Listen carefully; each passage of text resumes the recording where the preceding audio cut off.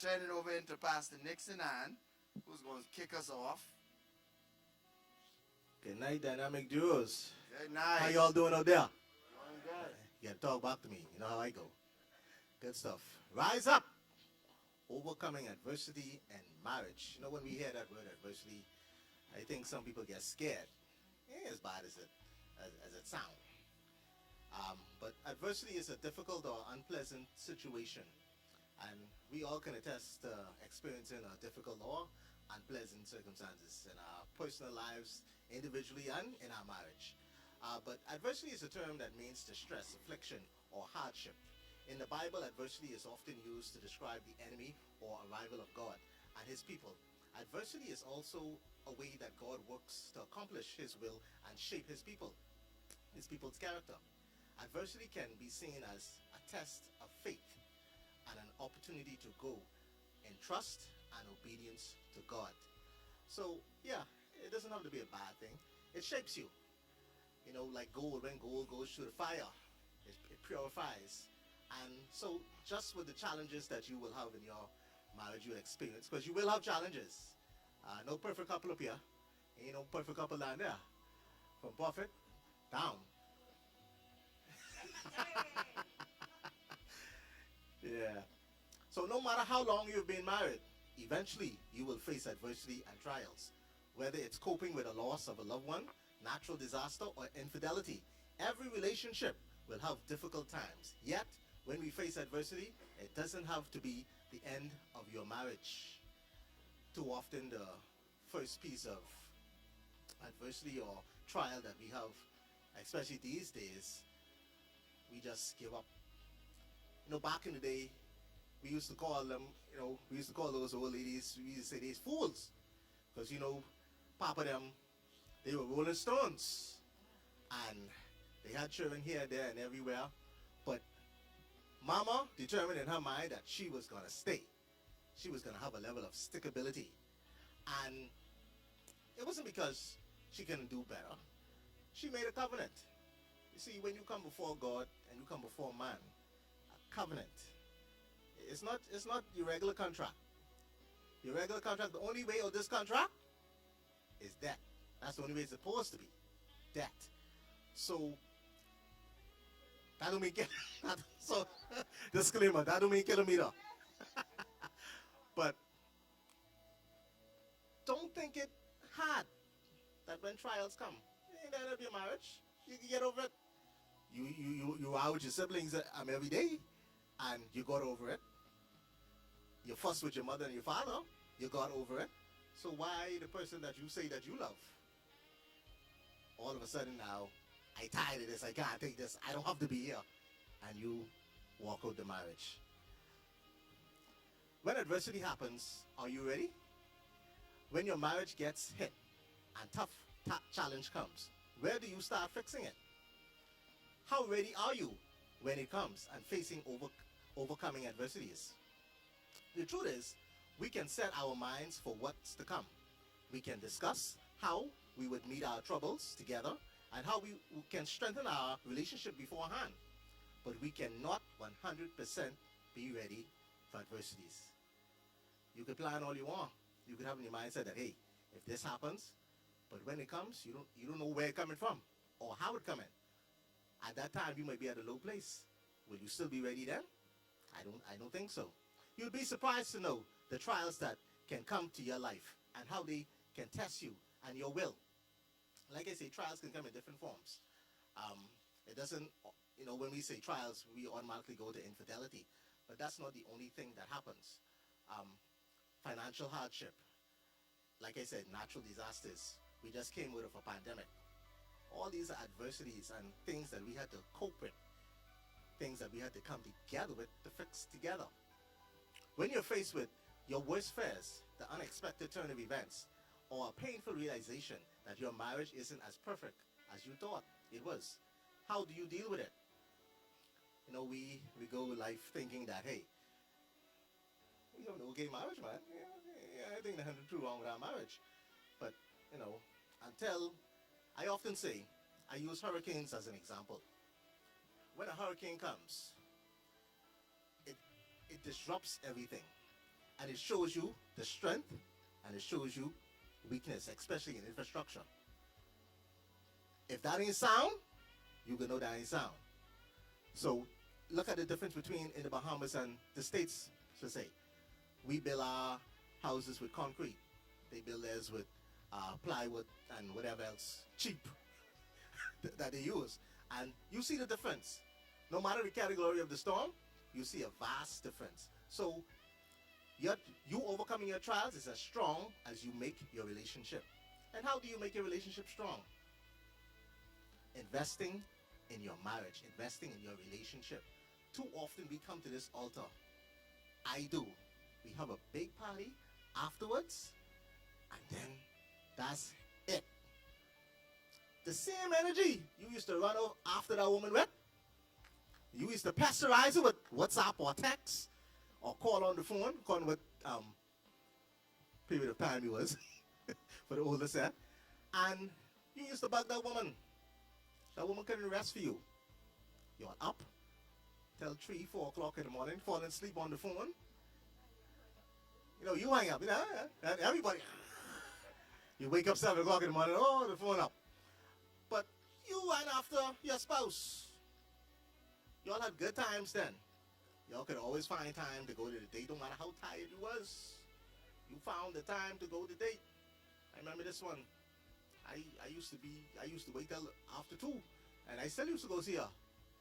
So, in morning, ain't no be.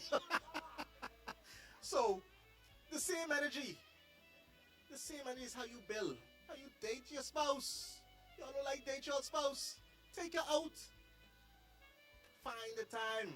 Invest in your relationships. Y'all is let teenagers is becoming bad than y'all. And y'all married? Y'all get license? No, man. Y'all supposed to be tearing this town up. Not them. Right off now. What makes one couple turn to divorce doesn't necessarily mean it's the same with other couples. Broken marriages come from many issues, trials, and the failure to work on the problem. It's not easy to do it. That's why some couples give up, but others don't. That's why overcoming adversity in marriage won't just make us strong. It'll make us learn the most valuable lessons, not just in relationships, but with life itself. When it comes to marriage, this is no different. Adversity can bring couples closer or drive them apart. What's it going to be for you? It make you or break you? Choose to make. If both parties are willing on the side of tragedy, it's a triumph. With this in mind, here are some ways adversity can strengthen your marriages. You know, like I said, adversity doesn't necessarily mean that it only tears it apart. But with that firm foundation, it builds it. Adversity reveals our weakness in the relationship. Although learning our weaknesses may not seem optimistic, it can be a great gift. When we fail to recognize current patterns of dysfunction, we do ourselves a great disservice. Adversity can reveal a lack of trust for our partner, a need to communicate better, or even our selfish tendencies. When faced with a difficult time, we can choose to blame the other person or only see their flaws or remain positive. We will be better when we do so, and our marriage will also be strengthened. So when problems come, it's not time for the blame game. You're in a partnership. Ain't time for the, oh, you should do this better. Oh, I tell you. And wait if they tell you, especially women. Women tell you do something before something and you go laugh. You don't listen. I tell you do this. But at the end of the day, although you tell me and I didn't, we still in the situation. So now let's come together and find out how we gonna work this out. How we gonna work it out. So it brings me to this point. Adversity teaches us to work together. During times of tragedies, couples must come together to find a solution. This strengthens the relationship as each person has to rely on each other's strength to come out victoriously. This was clearly seen during the COVID pandemic. The playing field was leveled, and there was no escaping the presence of your spouse. Suddenly, couples needed one another to survive. You couldn't go nowhere. You see, it was easy before. It was easy before that because hey, you get up 6 o'clock, get ready, take the children to school. You go to work. You to work all day. You have church or you have some extracurricular activity that you go to. You don't come home till 10, 11 o'clock. Then you go to bed. Then bop. You know, certain days you don't have to face. Especially if you have a miserable spouse at home. You don't have to face that. You could avoid that. But in COVID, didn't go nowhere. Lock. So COVID made a lot of marriages and it destroyed a lot of marriages. I know some fellas, they say they never realize how big their children got. Because they were never home. They had to trust each other to decide what to do next and how to navigate the unexpected trial that they were faced with. In many cases, after a problem, couples say how grateful they are that they experienced a painful challenge. Having to lean on one another reminded them how much they loved one another. And that's what it did. Because, hey, we now face the unknown. And if you're working for government, you're still straight. If you wasn't, then you don't know where the next dollar was coming from. You wasn't sure where the next meal was coming from. So you had to rely on each other. How are we gonna work this out now? You gotta talk about it now. You can't avoid it. But you had to talk. So again, when trials come, talk. Communication is a must. And it goes me back to my next point. Adversity teaches us how to communicate. Communication is essential for every marriage. The critical aspect of strong relationships is excellent communication. If we want to go through adversity, we have to be willing to listen to one another. Again, I say we have to learn to listen, not just talk. See, we all good on talking. You talk your piece, I talk my piece, but ain't no one listening. And listening ain't, I hear you. Communication is a message is sent, a message is received, and understood. It got to be understood. And then a reply is given. That's effective communication. This is especially true when the trial deals with infidelity or a person wanting a divorce. These are the times we need to pause, listen to the other partner, and seek to understand their needs. We take for granted that because I've been with you for so long, I feel one, I don't need to do some things. I feel I know you so that I think for you. But in life, and changes, this is another topic for itself that I found interesting. Changes. Life is filled with changes. The only thing that remains the same in life is God. That's the only thing that remains the same. Because you could look back 10 years back in your life and you could see a change. You could see a change. I had here. I ain't getting that. So changes occur. So will your spouse. As you get older, you mature. So your thinking now is different. When we met, we used to be in the club. Dancehall king and queen. But 10 years later, we're on the pulpit. So change comes. So you have to be open to change. So don't expect your spouse to be the same person they were when you married them. That's not the case. So talk to them, ask them, why are we scared to talk? The one person that we have all access to, we afraid to talk. We lay in the bed with them every night and we afraid to talk. We go, woman, you ought to talk with your mother, your sister, your best friend all day. But when it's time to confront issues, you're married, so some things you have to put in perspective. How the household is going to run. How the money is going to run. What are we doing with the children?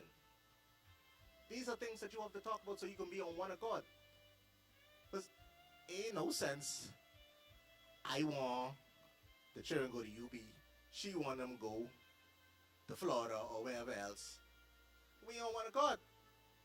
So what then happens is that I know UB.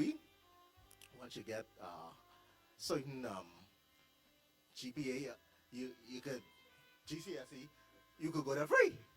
That's where my thinking is. But her thinking, she over the water. So now, this where the turmoil, the turbulence can happen. Because she thinking one thing, I thinking one thing, and we ain't coming together to decide, hey, what's the best thing? So communicate with your partner on all things. Don't never think that something is too trivial to let your partner know about. Especially when it goes for finances. That's a game changer. A game changer. Bodie Scott did a presentation. I hope we had a recorder, but if we have a recorder, you got to come back again and we have to record that. On how to deal with finances within your marriage. That's a hot button topic that causes a lot of stress in marriages too. Man?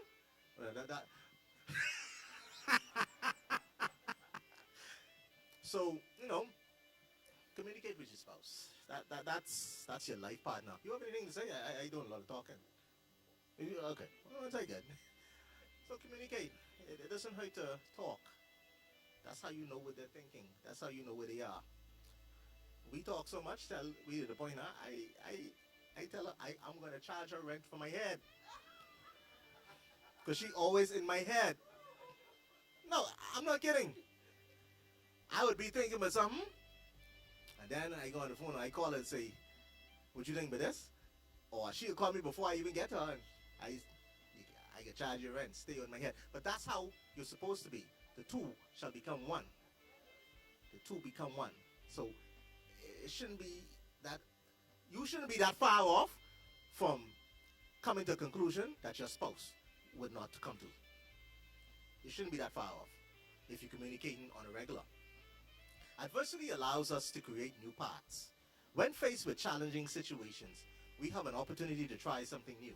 Whether it's starting to date each other more, being intentional about attending to our spouse's love language, trials allows us to reset and start over. Love language, that's another one. If you all never went to, you all need to come. Yeah. You gotta come to that. Know your spouse's love language. Because to give you a brief overview of what it is, us men, we like physical touch. Most of us, physical touch. We always want to be touched by our spouses. And she might be gifts or acts of service. And looking back in life, I say, this is why I always used to lose the girls. Because I used to bring the gifts, but they wanted time. So you gotta find out what your spouse's love language is, and that's what you cater to. And likewise, it's not one-sided. You find out each other's love languages, and you cater to that. I mean, we have kind of the same, so we know what each other would be like. Although change may not be easy, sometimes it makes the difference between a growing marriage or a crumbling one. Charting a new path together gives the couple a chance to learn about themselves and the restoration that adversity can bring. It allows us to completely surrender our plans to whatever it is needed to see our marriage win. Sometimes you actually need to reset. Sometimes you just got to start over. Get rid of all that bad energy, negative energy. Team Knowles, whenever we bring them back again, they have a series they can run in marriage ministry. But they had to reset all the things that they went through. They had to reset. They had to date each other again. He had to come like she just find him. He we had to start over from the bottom and build up. Boy, so it wasn't just no renovation there, reconstruction. So sometimes if you feel that it's to that point, then rebuild. Ain't nothing wrong with rebuilding. You don't have to give up. Rebuild. Start over. I tired of telling you all have the help in here. You all ain't using it. And you all have it for free. You can't wait till the marriage on the last string.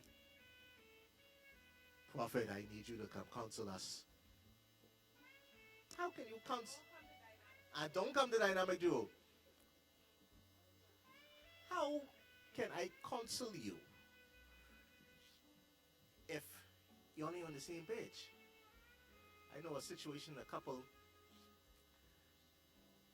the fellow want counseling, but the wife, she ain't on that run. How do you counsel that? You can't. Because the two gotta come and the two gotta be willing to work on it. So don't wait till it comes to that. You have to, when you see those little what do you call the things? Those little billows when you roll in them? Come. Continue to come, even when nothing is wrong. This is like a gas station. Ain't nothing wrong with your car, right? But your car needs gas to go. So come and get fuel up. It can also be a preventative measure for you. It doesn't have to be reactive. That's what we're here for. And it's free. But y'all won't wait till you get to a point, then y'all won't go pay these psychiatrists, these doctors, who ain't giving you nothing from the word of God anyhow. An hour or half an hour. But you're getting this here free. There's consistency. You have a WhatsApp group. We share in there. We share the nuggets. And we're going to be doing some more things to put more information in there. And like I say, starting to record these things and all, so we can put little nuggets out there. So people can, because some people can't come up because they just can't. But at the end of the day, those who can, utilize it. Adversity reveals the other person's strength. Going through difficult times can help us see the beauty within our spouse. For example, you could face financial issues while married. While you crumble and constantly overthink what's going to happen, your partner could step up to the plate and develop a financial plan that will alleviate your problems. If not for the adversity, you would have never realized that your spouse had those skills. It could also inspire you to trust your partner more when things seem impossible. Because y'all don't talk, y'all don't know the gifting, the talents your own spouse have. I never know this woman could cook so good. I was doing all the cooking and I thought she couldn't cook. But hey, explore some things. You gotta talk. See, it just can't be, you come in the house, you go your way, he go his way, and you don't talk about the things that matter. You have to talk about the things that matter. And don't assume. You can't assume. You can't assume. Because, I don't read minds. She don't read minds. Your spouse don't read minds. So how you know what they thinking? Because they did something last year, you think that's the same person they are this year? No. They might have matured. And they may now see things your way. You may have been trying to chart them in a right direction and they was against it. But now, don't just go based on that. For every step, communicate. For every step, communicate. We can use times of adversity to see the good things in our spouse. We can extend greater love and appreciation for the person, even in the most challenging scenarios. A few adversities could affect your marriage, from finances to physical hardships. Overcoming adversity in your marriage is a journey that will give us many shortcuts to freedom or escape reality. But marriage isn't like that. Marriage is that long journey of bumpy roads that can sometimes be lonely and disheartening. But you know what makes it bearable? It's that person you are with, your spouse, that person you married, who is willing to take the same journey with you. Learn from your adversities and use these as lessons to work on other issues that may arise and ultimately be your spouse's better half through thick and thin. Adversity isn't always a bad thing. You learn how much your partner loves you in hard times. So, like I started with, adversity isn't always bad, but it brings out of you strengths. It identifies weaknesses on which you can work on once you communicate. Your challenge is not my challenge. Prophet Doe's challenge isn't Minister Doe's challenge. So we all have different things we battle with. Different things. You ready to talk now? I all talk out. So tell me, tell the people some adversities that we faced in our marriage.